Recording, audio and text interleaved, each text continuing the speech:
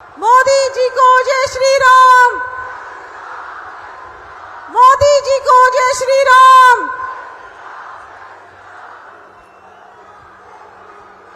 भारत माता की। मोदी जी को जय श्री राम।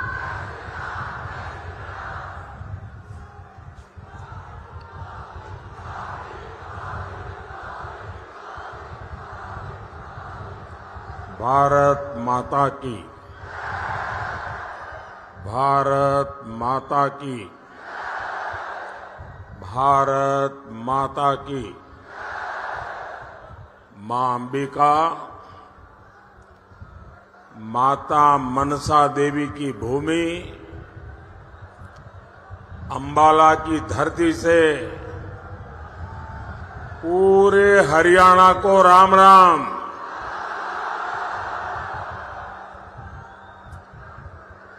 हरियाणा यानी हिम्मत, हरियाणा यानी हौसला, और तभी तो हरियाणा धाकड़ है, धाकड़। और मोदी ने तो कई सालों तक हरियाणा की रोटी खाई है।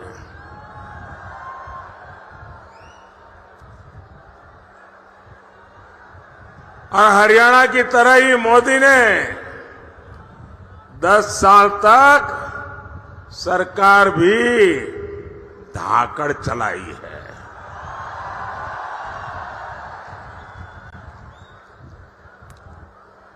आज अंबाला के आसमान में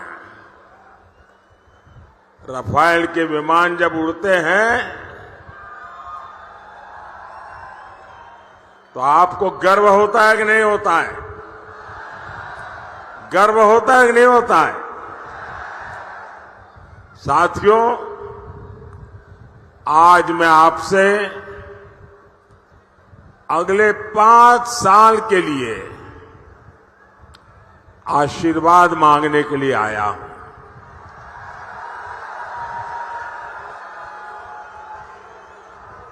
आप इतनी बड़ी संख्या में यहां आए,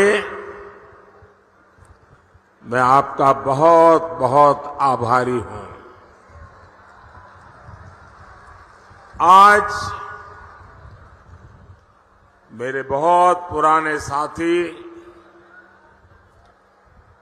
संगठन में भी काम किया, सरकार में भी काम किया,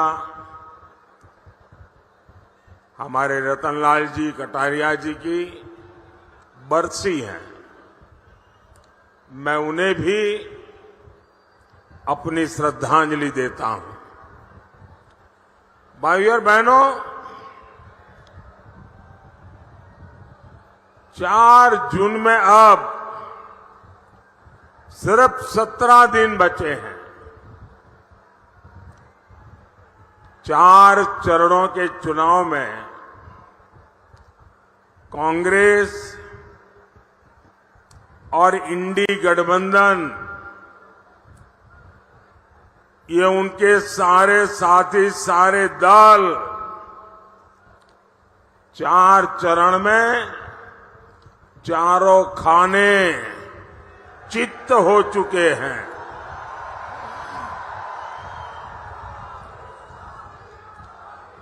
इंडी वालों ने देश के खिलाफ जो भी दांव पेच चले थे, उन्हें चुनाव के मैदान में जनता जनार्दन ने खुद पटकनी दे दी है। और हरियाणा तो वो राज्य है जिसकी रगों में देशभक्ति है। देश विरोधी ताकतों को हरियाणा अच्छी तरह जानता है, पहचानता है। और इसलिए हरियाणा का गांव-गांव, घर-घर एक ही आवाज में बोल रहा है, फिर एक बार, फिर एक बार, फिर एक बार। साथियों, जब देश में एक धाकड़ सरकार होती है तो दुश्मन भी कुछ करने से पहले 100 बार सोचता है।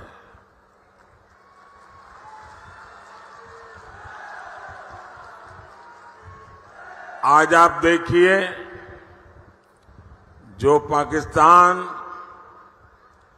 70 सालों से भारत को परेशान कर रहा था, जिसके हाथ में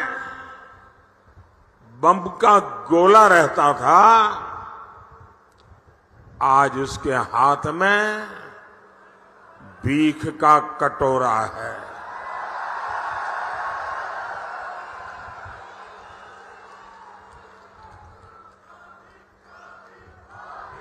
जब धाकड़ सरकार होती है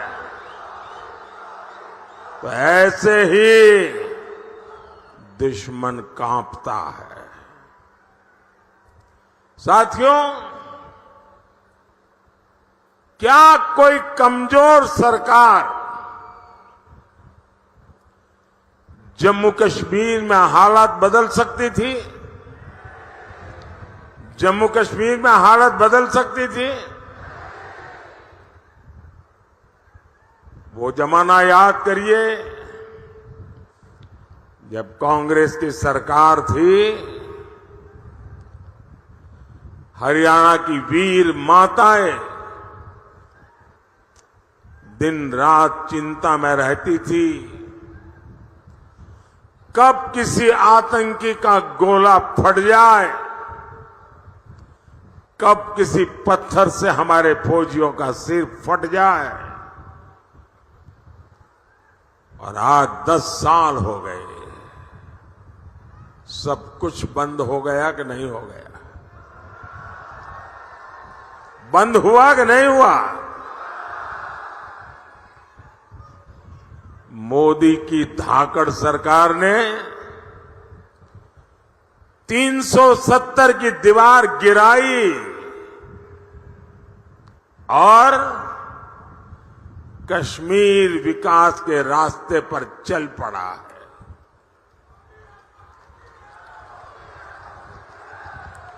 भाइयों और बहनों, कांग्रेस का इतिहास हमारी सेनाओं को, फौजियों को धोखा देने का रहा है। देश का पहला घोटाला कांग्रेस ने भारत की सेना में ही किया था। इस ट्रैक रिकॉर्ड को कांग्रेस जब तक सत्ता में रही हमेशा नए नए घोटाले करके उसे उसने बनाए रखा। बोफोर्स घोटाला, पनडुब्बी घोटाला, हेलीकॉप्टर घोटाला,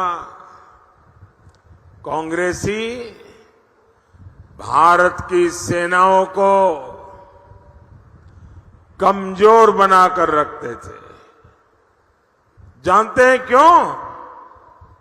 ताकि विदेश से हथियार मंगाने के नाम पर मोटी कमाई कर सके। हमारे सैनिकों की छोटी छोटी जरूरतों को तो ये कांग्रेसी पूछते तक नहीं थे। हमारे सैनिकों को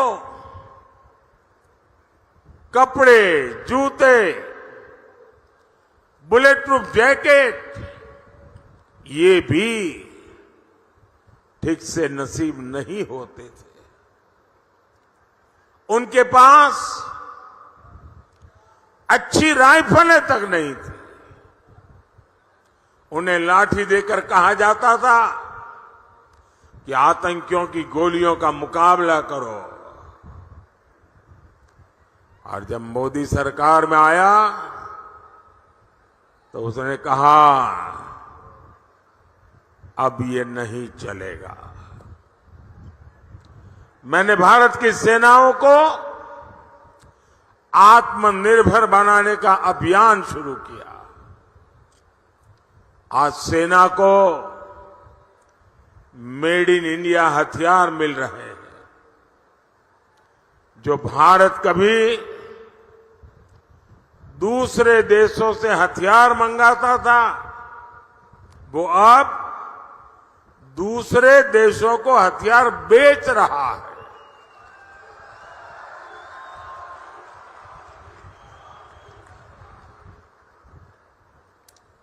साथियों, कांग्रेस ने हमारे पूर्व सैनिकों के साथ भी विश्वासघात किया। 4 दशक तक कांग्रेस पूर्व सैनिकों को 1 रैंक 1 पेंशन के लिए तरसाती रही। और जब 2013 में उनको लगा कि मोदी एक बहुत बड़ी चुनौती बन गया है, तो उन्होंने जाते जाते 1 रैंक 1 पेंशन के लिए 500 करोड़ रुपए का बजट में प्रावधान किया। और वो 500 करोड़ का कागज लेकर के इस शहजादे हरियाणा में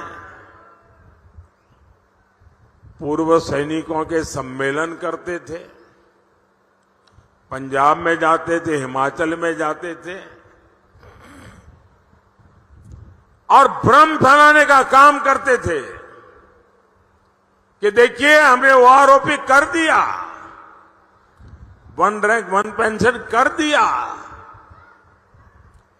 इनकी झूठ बोलने की इतनी हिम्मत है, इनकी झूठ बोलने की इतनी आदत है, बड़े बड़े पत्रकार भी भ्रम में रहते हैं। ऐसा शानदार झूठ बोलते हैं लोग। भाइयों बहनों, जब आपने मुझे सेवा का अवसर दिया, मोदी ने डंके की चोट पर 1 रैंक 1 पेंशन का वायदा पूरा किया।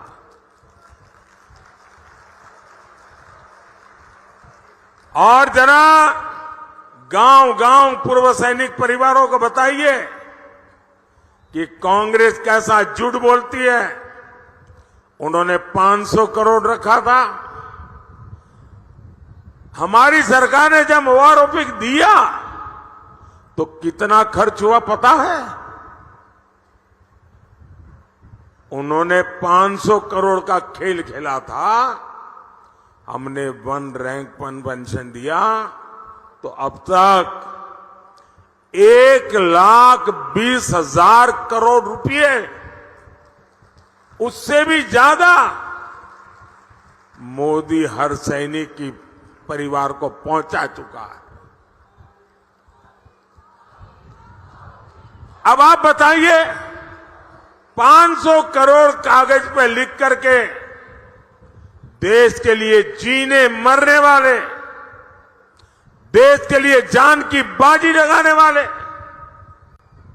और हरियाणा कुरुक्षेत्र की धरती जहां सत्य विजयी होता है, उस धरती पर पूर्व सैनिकों के सामने झूठ बोलने का पाप किया था। और जब मोदी ने इसको लागू किया 1,20,000 करोड़ रुपए के साथ हर परिवार की चिंता की है और मोदी हर परिवार की चिंता समझता है और इसीलिए ऐसे संवेदनशील निर्णय लेता है। साथियों, मोदी विकसित भारत का संकल्प लेकर निकला है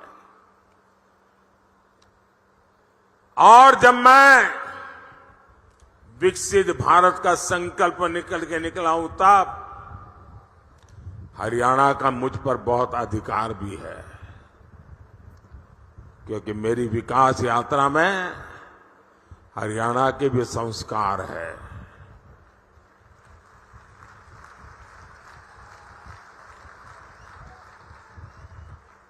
मैं आज आपको गारंटी देता हूं, आपका सपना ही मेरा संकल्प है।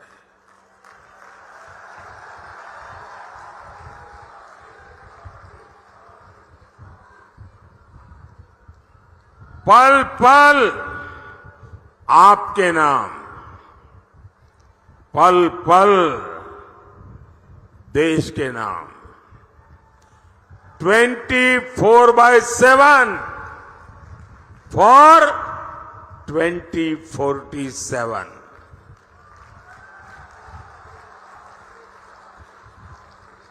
भाइयों बहनों, विकसित भारत के 4 स्तंभ हैं: गरीब, युवा, महिला और किसान। मोदी इन 4 स्तंभों को ऐसी मजबूती देना चाहता है ताकि मेरा देश मजबूत हो, मेरा हिंदुस्तान मजबूत हो। किसानों का कल्याण मोदी की प्राथमिकता है। 2014 से पहले के 10 साल में कांग्रेस की सरकार ने देश के किसानों से सिर्फ, और ये भी मेरा एक काम करेंगे, जरा मैं आपको पूछता हूं, मेरा एक काम करेंगे? जरा हाथ ऊपर करके बताइए, करेंगे? मैं जो आंकड़ा बोलता हूं याद रखेंगे? किसानों को जाके बताएंगे? धीरे धीरे हाथ नीचे हो रहा है, बताएंगे? कांग्रेस के जमाने में सिर्फ 7.5 लाख करोड़ रुपए का अनाज एमएसपी पर खरीदा गया था, कांग्रेस के जमाने में। 10 साल में कितना? 7.5 लाख करोड़ का एमएसपी पर अनाज खरीदा गया था। ये किसानों के नाम पर राजनीति करते हैं ना। 10 साल में 7.5 लाख करोड़। और मोदी ने क्या किया? 10 साल में 20 लाख करोड़ रुपए का एमएसपी में हमने किसानों से अनाज खरीदा, यानी 3 गुना अनाज एमएसपी पर खरीदा गया है। और पहले तो पैसा मिलने में भी कई महीने लगते थे, अब पैसा सीधे किसान के नाम पर बैंक के खाते में जमा हो जाता है। साथियों, कांग्रेस ने गन्ना किसानों को सिर्फ और सिर्फ धोखा दिया है। आज गन्ने का एफआरपी करीब 350 रुपये क्विंटल है, जबकि कांग्रेस की सरकार करीब 210 रुपये प्रति क्विंटल देती थी। ये आंकड़े याद रखना, मुंह तोड़ जवाब देना इस झूठ बोलने वालों को। 2014 में जब हम लोग आए तब गन्ने का बकाया करीब 60,000 करोड़ रुपया था। किसान का पैसा था, उसकी मेहनत का पैसा था। 60,000 करोड़ रुपया बकाया था, जबकि इसी साल हमने 1,14,000 करोड़ की पेमेंट की है। यहां अंबाला, करनाल और कुरुक्षेत्र के किसानों को पीएम किसान सम्मान निधि के भी, मैं सिर्फ इसी इलाके का बोल रहा हूं, इसी एक इलाके में 650 करोड़ रुपए से ज्यादा किसानों के खाते में ट्रांसफर किए गए। साथियों, आज दुनिया के सामने भारत सुपर फूड लेकर के गया है।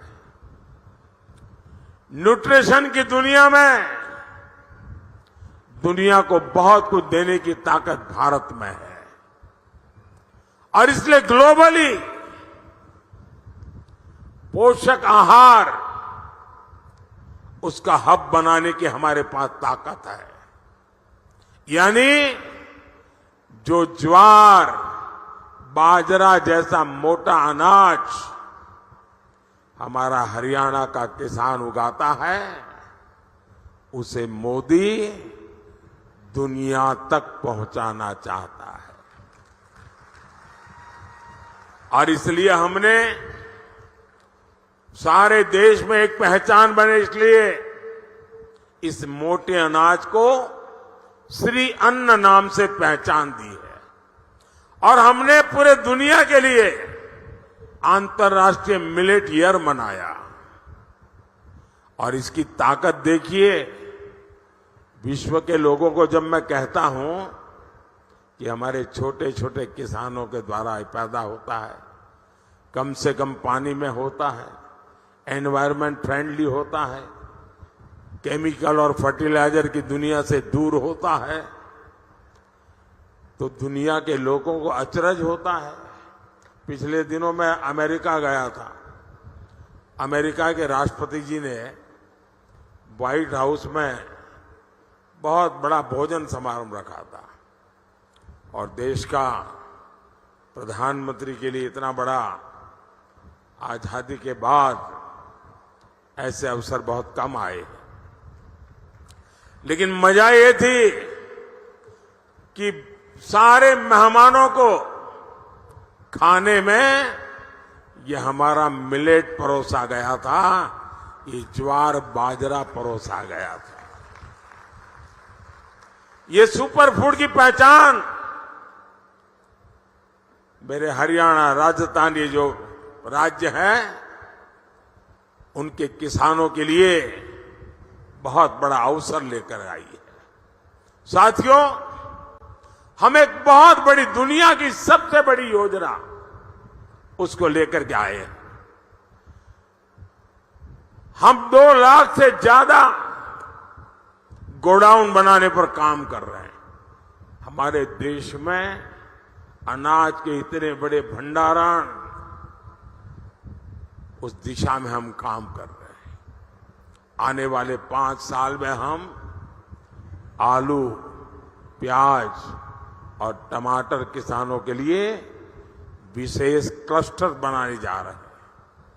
साथियों, मोदी की एक और गारंटी खेती में ड्रोन क्रांति की है और इसकी जिम्मेदारी मैं माताओं बहनों को दे रहा हूं। मैं गांव की महिलाओं को ड्रोन पायलट की ट्रेनिंग दे रहा हूं, लाखों रुपया का ड्रोन उनको दे रहा हूं। और हरियाणा के कृषि क्षेत्र को जिस तरह यहां की माताएं बहनें संभाले हुए, आप देखिएगा खेती के ड्रोन के इस्तेमाल में भी हरियाणा सबसे आगे रहेगा।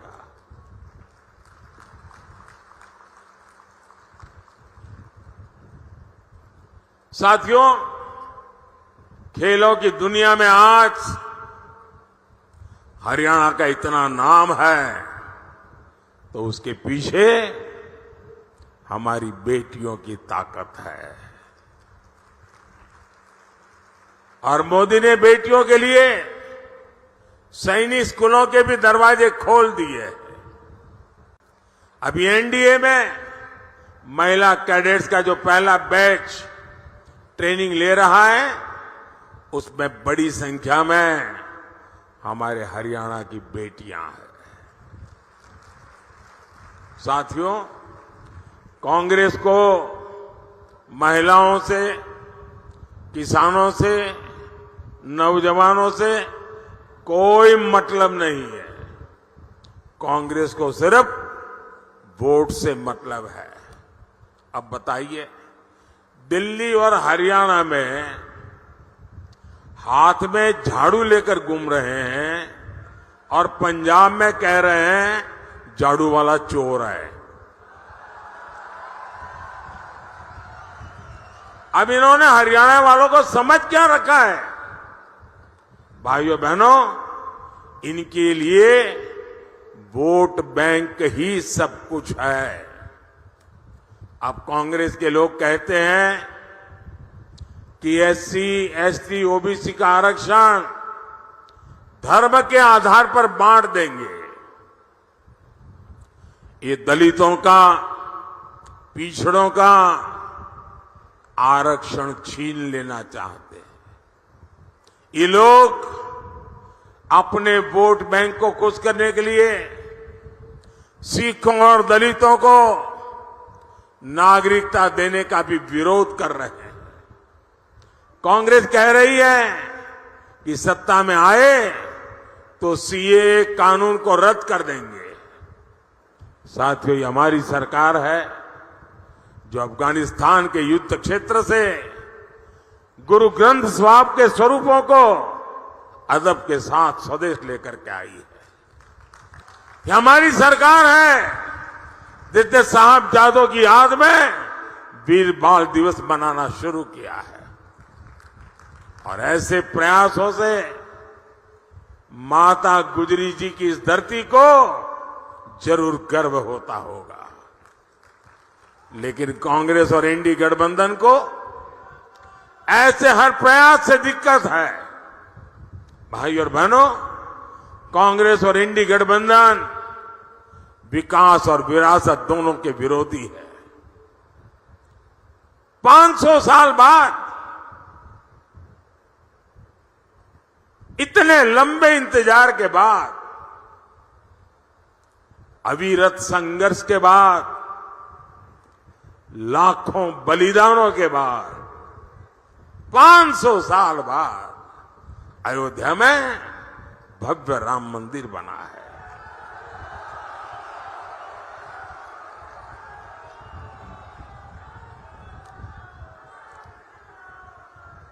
पूरा देश राममय हो चुका। पूरा देश राम मंदिर से इतना खुश है, इतना खुश है, जिसे लोग समझ नहीं पाते हैं। लेकिन कांग्रेस और एनडीए गठबंधन के नेता आए दिन मंदिर के लिए अपमानजनक बातें करते हैं।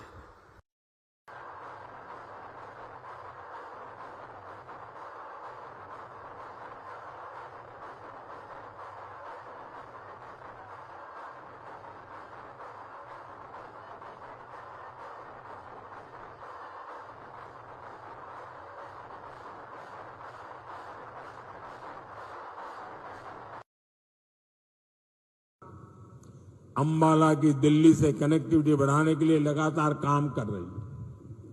हम यहां के एयरफोर्स बेस को उड़ान योजना से भी जोड़ रहे हैं। बहुत जल्द ही आप अंबाला से दूसरे शहरों के लिए हवाई जहाज पकड़ सकेंगे। पहले मनोहरलाल जी के दरमियान और अब नायब सिंह जी के नेतृत्व में अंबाला उत्तर भारत का एक बड़ा इंडस्ट्रियल हब बन रहा है। इन सब का फायदा यहां के युवाओं को होगा, उनके लिए रोजगार के नए मौके बनेंगे। ये चुनाव भारत को आत्मनिर्भर बनाने के लिए है। ये चुनाव भारत को विकसित बनाने के लिए है। ये चुनाव देश का प्रधानमंत्री कौन हो, किसके हाथों में देश सुपुर्द किया जाए, इसके महत्व वाला चुनाव है। साथियों, 25 मई को आपके यहां चुनाव है और 25 मई को अंबाला से बहन बंटो कटारिया जी हमारी उम्मीदवार है, करनाल से श्री मनोहरलाल जी है और कुरुक्षेत्र से भाई नवीन जिंदल जी। मैं आपसे आशीर्वाद मांगता हूं, भारी वोटों से इनको विजयी बनाइए और इन तीनों को मिला आपका वोट सीधा सीधा मोदी के खाते में जाएगा। और इसलिए ज्यादा से ज्यादा मतदान हो। सुबह 10 बजे से पहले मतदान कैसे बढ़े? पहले मतदान फिर जलपान, ये संकल्प को कैसे घर घर पहुंचाए। ज्यादा से ज्यादा पोलिंग बूथ जीत करके आए और हर परिवार को अपना वोट का अधिकार उपयोग करने के लिए प्रेरित करें। मेरे साथ बोलिए, भारत माता की, भारत माता की। बहुत बहुत धन्यवाद।